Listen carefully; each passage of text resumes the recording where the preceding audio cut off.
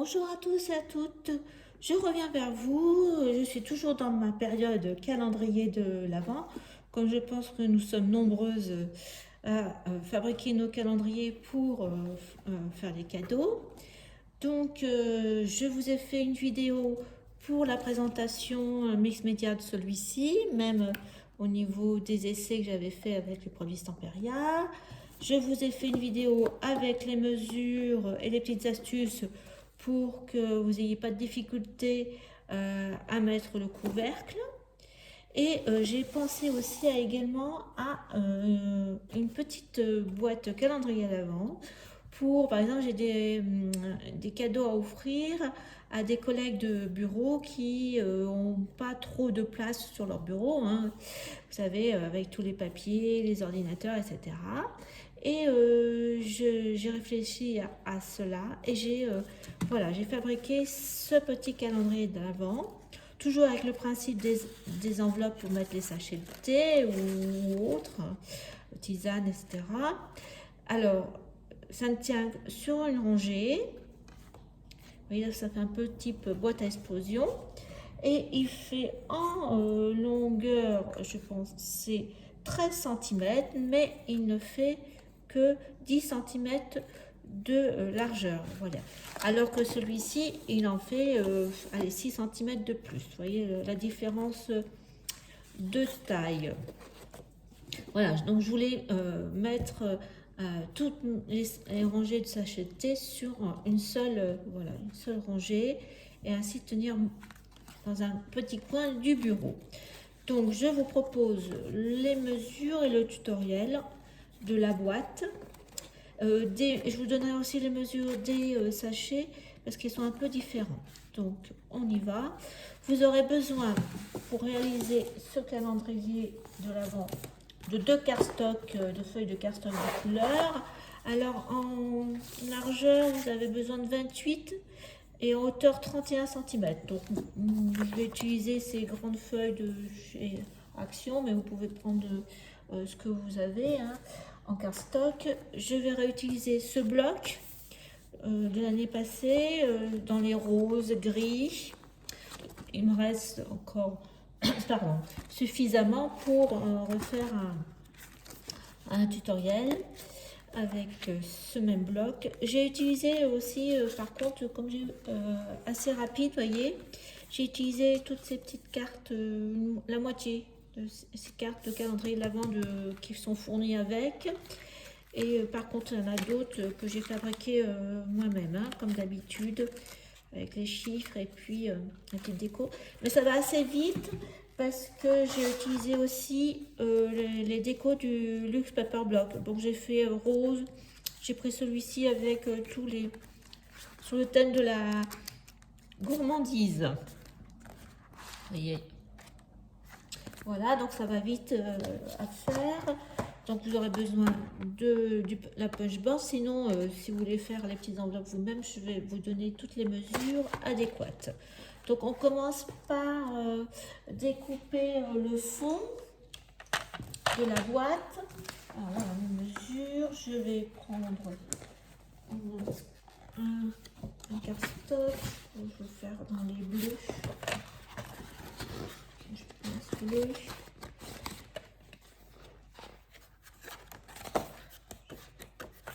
Ce bleu marine là.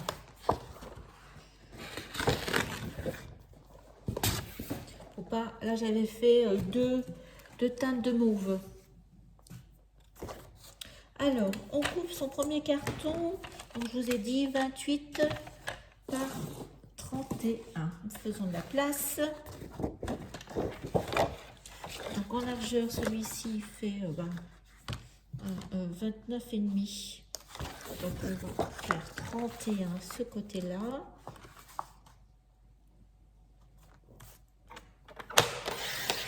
Et de l'autre côté, 28. J'ai dit 28.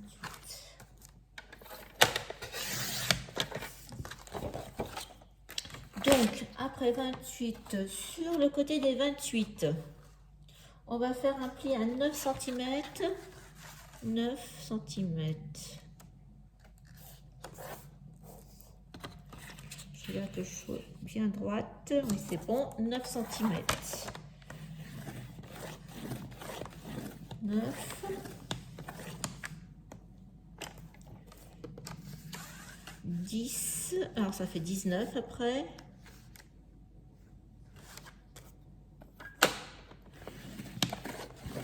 9, 19 et il vous reste 9 de l'autre côté. Voilà. La largeur où il y a les petites pochettes, ça fait 10 cm, voyez. Et les deux rabats là, c'est 9 cm de chaque côté. Donc 9, 10 du côté des 28 cm. Sur les 31. Sur les 35 cm, donc là on va faire 10, 13. Je pense que c'est ça. 9. L'autre côté. Alors, hop, 9 cm.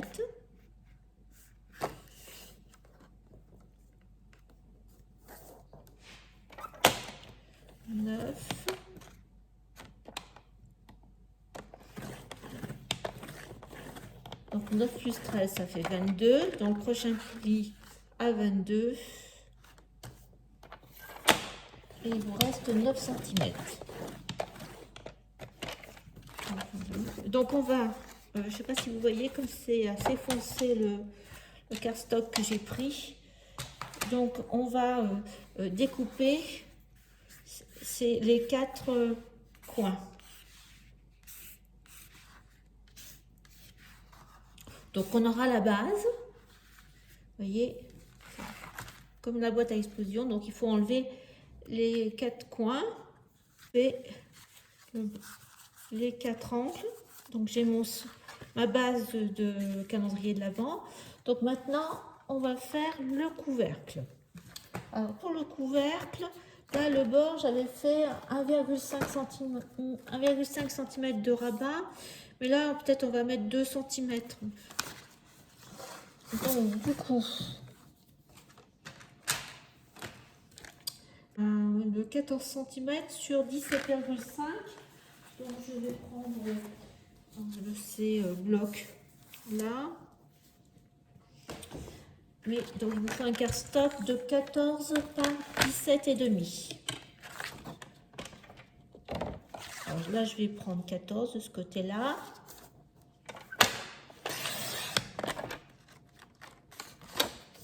Par 17,5.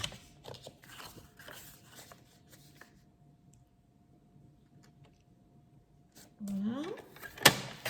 Et alors il y a le côté où il y aura le fond, enfin où on va accrocher le couvercle, il faut faire un pli à 2,5. Donc je vais faire un pli là sur la longueur de 17,5. Je fais un pli à... J'avais peur. Par contre, à l'inverse en face, c'est 2 cm.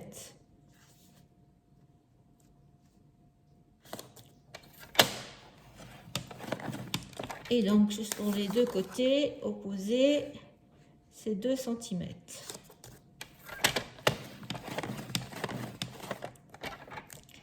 Et 2 cm.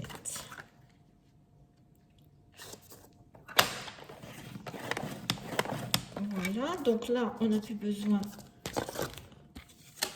de couper. Alors, je prends mon ciseau. Alors, du côté où il y a les 2,5 cm, je ne vais pas me tromper, c'est ici. Oui. Donc là, comme ça va derrière, et qu'on va l'accrocher, hop, là, ça va être plié comme ça. Donc, on va couper ces 2 coins. Par contre, l'autre côté, c'est le devant du couvercle. On va couper la languette comme ça sur le côté pour pouvoir... Hop, on peut... Et là aussi, pareil, sur le même côté. On va biaiser un petit peu. Ça, les petites languettes. Là-bas aussi pareil, légèrement.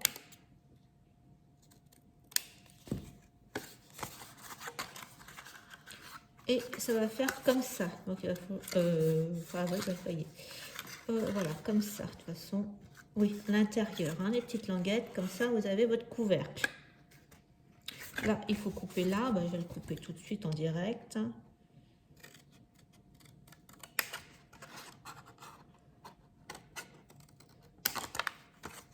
Ouais, c'est plus facile, je pense, comme structure que l'autre calendrier.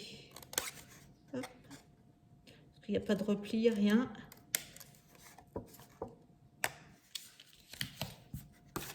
Voilà, après, on viendra coller. Alors, pareil, donc ça, les deux coins collés. Et ça, à l'intérieur, ou même à l'extérieur, comme ça, collé. Et voilà, vous avez votre structure déjà.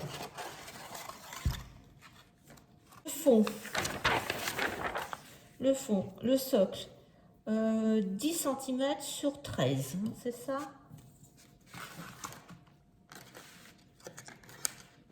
10 sur 13, c'est bien ça. Oh, bah oui, je vais prendre celui-ci parce que comme je l'ai imprimé, 10.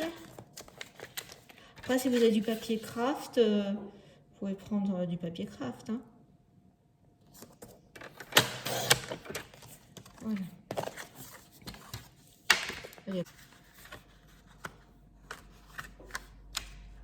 Même 10, c'est peut-être un peu... Il faudra retoucher d'1 millimètre, je pense là. Moi, je vais retoucher 1 millimètre avec la grosseur du pli, 9,8 sur 13. De toute façon, on a de la marge.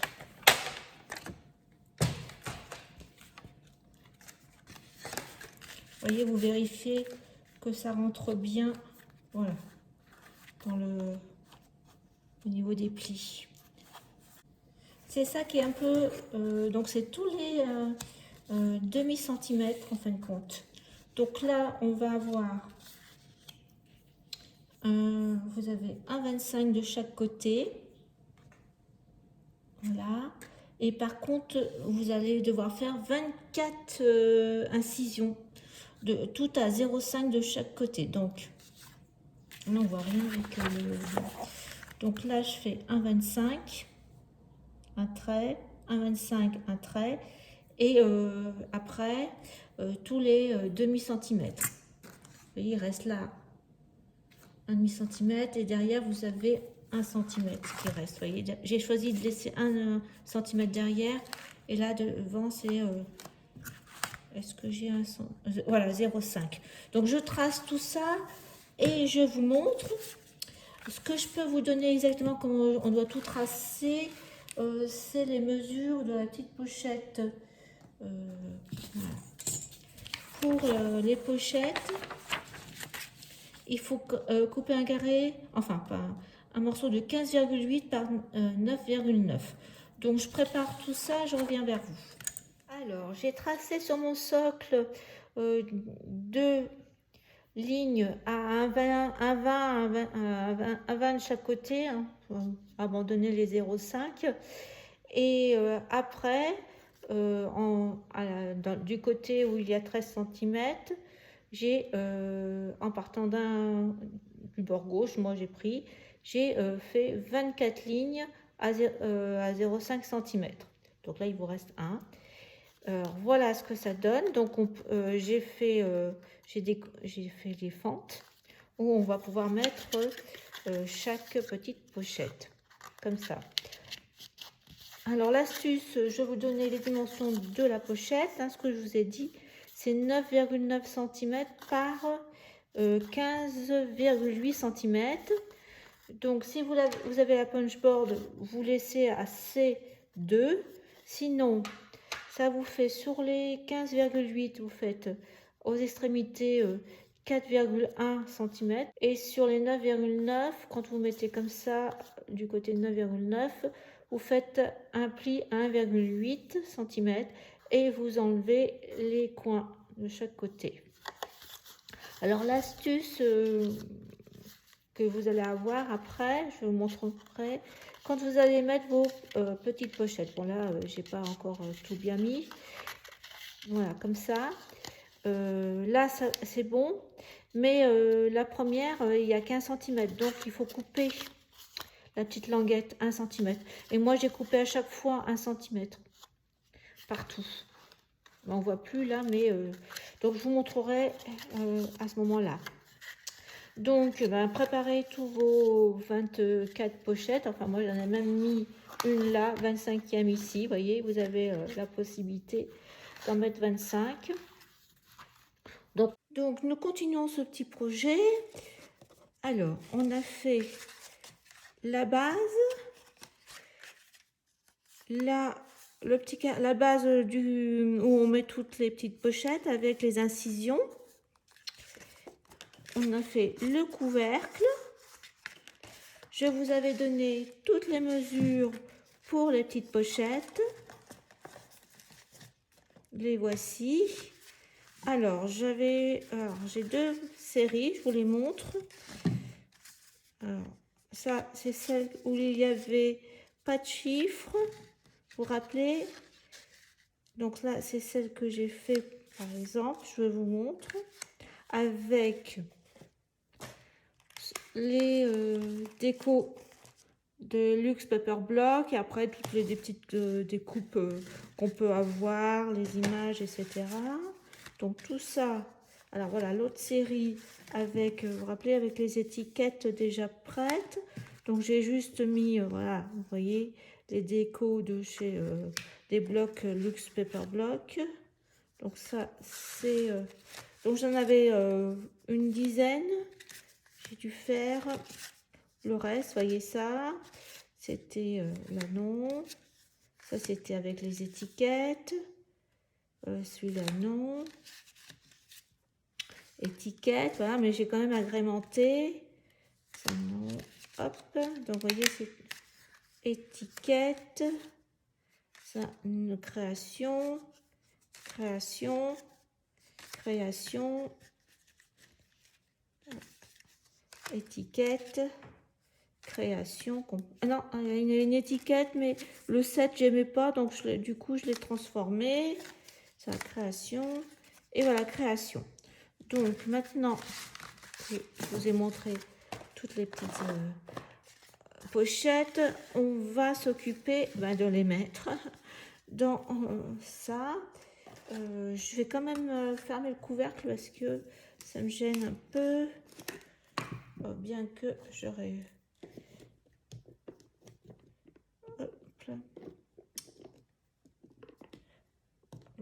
Comme ça aura le temps, le coin de sécher.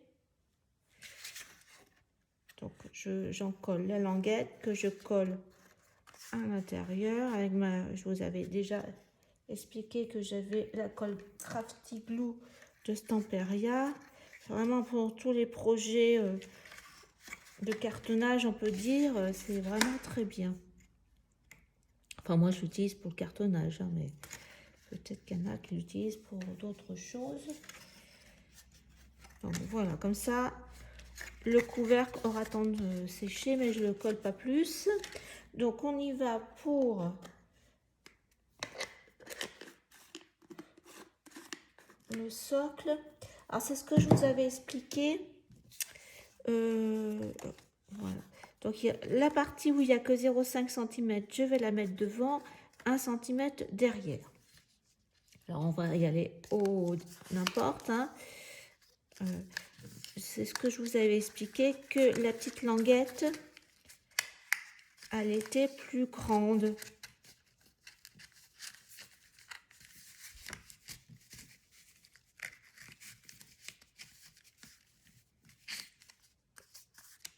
Alors, je vous avais expliqué que la languette était plus grande que le bout du carton.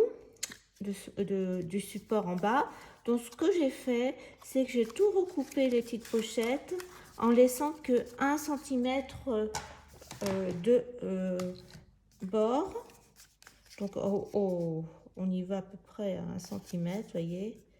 Là, j'ai tout recoupé pour que ça fasse 1 cm.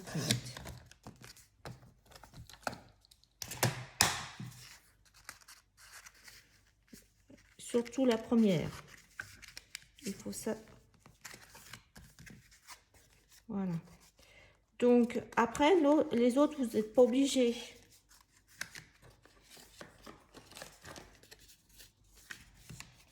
Les autres, mais moi, j'ai tout recoupé, hein. Mais les autres, vous n'êtes pas obligés. Parce qu'elle va se coller. Elle va se coller sur l'autre. Bon, celle-ci encore, peut-être. Mais ainsi de suite. Donc, vous faites comme vous voulez, puis je vous montre après.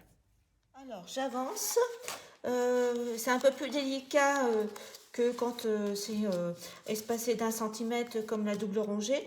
Donc, c'est ce que je vous ai dit, j'ai tout coupé à 1 centimètre. Et si ça vous gêne, ce que vous faites, c'est qu'au fur et à mesure, vous mettez une large bande de scotch. De toute façon, après, on va le faire.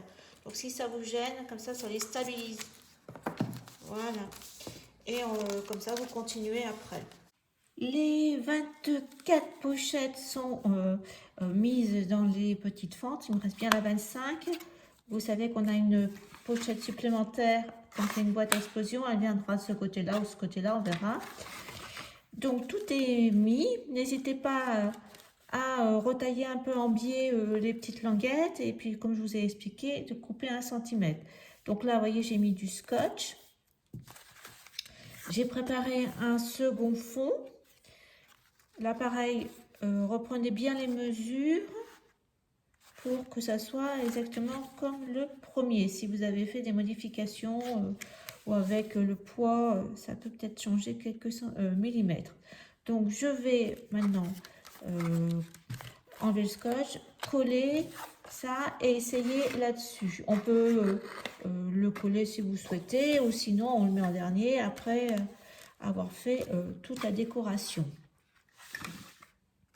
Donc pour la décoration, j'ai utilisé les images du bloc. Alors j'ai collé le fond, enfin sur la petite, le petit morceau de carton que j'aurais fait un deuxième pour bien le solidifier.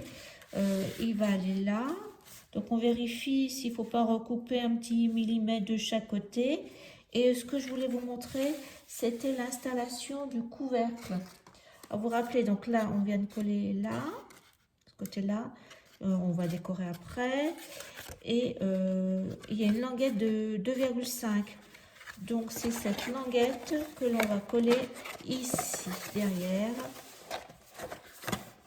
Vous voyez, parfaitement, ça vient parfaitement s'emboîter. J'ai collé le couvercle et comme je vous avais expliqué, laissez bien l'épaisseur de la pliure à l'extérieur. Voilà, c'est plié là, comme ça c'est collé. Donc j'ai collé la base. Alors si jamais votre bord vous avez recoupé et que c'est pas très joli, c'était mon cas. Donc j'ai refait 2 languettes que j'ai collées de chaque côté pour que ça soit bien propre. Donc la structure est faite. Alors je commence par la décoration en fin de compte extérieure. Donc ici j'avais utilisé des images qu'il y avait dans la collection, mais comme il n'y en a plus ce type d'image, donc j'ai trouvé du papier. Il faut que ça soit quand même discret sur le devant pour faire la décoration. J'avais utilisé le papier avec des petits sapins et là c'était des branches de houx. N'ayant plus ces papiers, je vais faire le dessus écossais avec sur les côtés pareil écossais et derrière aussi écossais. Et sur les côtés, j'ai pris ce papier avec des sapins. Alors faites attention quand vous découpez le motif, que ça soit dans le bon sens. Donc sur les côtés, je vais mettre ça. J'ai oublié de vous dire que je vais ancrer avec du rose ces petits chaque ink d'action. L'extérieur de la boîte est décoré. Vous voyez, j'ai mis le papier écossais. Sur les côtés, le papier avec les sapins. Et sur les bords, en fin de compte, j'ai pris des petites chutes qui me restaient. Alors, pour l'intérieur, je vais reprendre du papier, je vais prendre celui-ci et je vais, vous voyez, coller une étiquette dessus. Je trouve que celle-ci avec les rayures et les petits rennes, ça rend très bien. Donc, c'est ce que je vais faire pour là. Là aussi, là, il n'y a pas besoin parce que je mettrai juste un papier de fond et puis la dernière petite pochette. Et devant, là par contre, j'ai une étiquette et des étiquettes comme ça qui me restent. J'ai une avec le Père Noël, je crois. Donc je vous montre. Alors par contre, je vais vous dire aussi ce que j'ai utilisé pendant que j'y suis pour la décoration de dessus, ou même la petite décoration. Donc, hop, je le referme. Vous voyez, il y a des fleurs de poinsettia, une biche en papier pailleté rose et des feuilles de houx. Donc là, j'ai utilisé ces papiers, ces blocs de papier d'action rose et vert. Alors, il y a des feuilles, vous voyez, il y avait des feuilles roses comme ça que j'ai utilisées. Je les ai après, comme je trouvais que c'était un peu pâle, je les ai ancrés avec l'encre rose. Et sur les bords, j'ai mis ce produit-là que j'avais déjà utilisé pour faire le brillant. Et après, bon, j'ai mis des petites perles. Au niveau des dailles, alors, au niveau des dailles, j'ai les poinsettias. Alors moi, j'ai Marianne Design. La biche aussi, c'est Marianne Design, mais je ne l'ai pas ressorti. Les petites breloques, c'est Happy Little Fox de l'année passée. Les feuilles de houx et tous ces feuillages, c'est 6X. Voilà. Et l'étiquette En attendant Noël, c'est la collection de l'année passée de Noël de Marie-Hélène Geffray. Voilà. Les deux coffrets sont terminés. Donc, je vous montre celui qu'on a fait ensemble. Voilà la décoration du dessus par rapport à l'autre. J'ai utilisé ce petit casse-noisette. Alors, c'est ce produit-là que j'ai. Voilà. Je crois que ça s'appelle X-Cut. Vous voyez, il y a un X et un C. Je crois que c'est la marque X-Cut. Voilà pour le dessus. Sinon, je vous avais donné les marques pour le reste. Là, c'est aussi de Marie-Hélène Geffray. Voilà, vous aviez vu la déco extérieure. Et voilà, l'intérieur. Là, j'ai mis la carte que je vous avais montrée. Je l'ai entourée, je l'ai matée. Là, j'ai fait simple. Aussi, pareil, une carte. Et là, j'ai mis un petit aussi casse-noisette. Ça, c'était les ateliers de Karine. Vous voyez la différence de taille? J'ai essayé les deux, et voilà. Et le dessus, aussi une étiquette.